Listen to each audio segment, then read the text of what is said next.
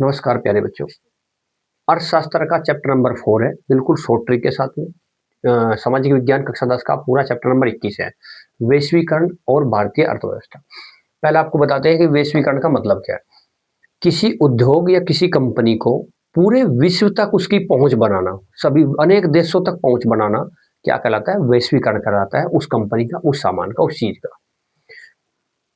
वैश्वीकरण विभिन्न देशों के बीच परस्पर संबंध व व्यापार बढ़ाने की जो प्रक्रिया है वो वैश्वीकरण कहलाती है।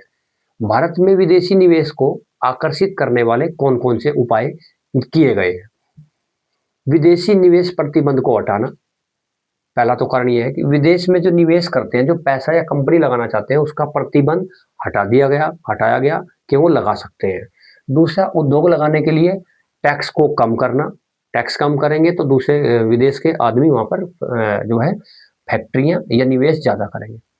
आयात निर्यात पर टैक्स कम करना।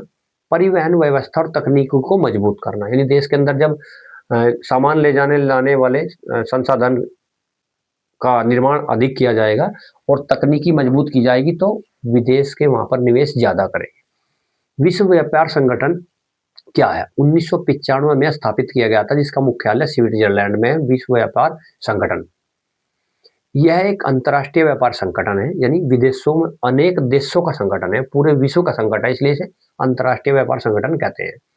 अंतर्राष्ट्रीय व्यापार हेतु नियम लागू करना है, यानी अंतर्राष्ट्रीय विभिन्न देशों के अंदर व्यापार के कौन कौन से नियम बनाए जाते हैं, वो इसके द्वारा ही बनाए जाते हैं।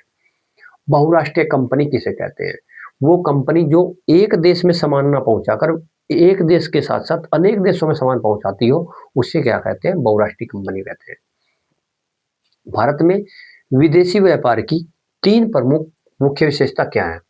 प्राकृतिक संसाधनों का पूर्ण उपयोग करना, औद्योगिकरण को प्रोत्साहन देना, विभिन्न देशों के बीच सद्भावना की वृद्धि करना ही मुख्य 3 विशेषताएं भारत के विदेशी व्यापार की।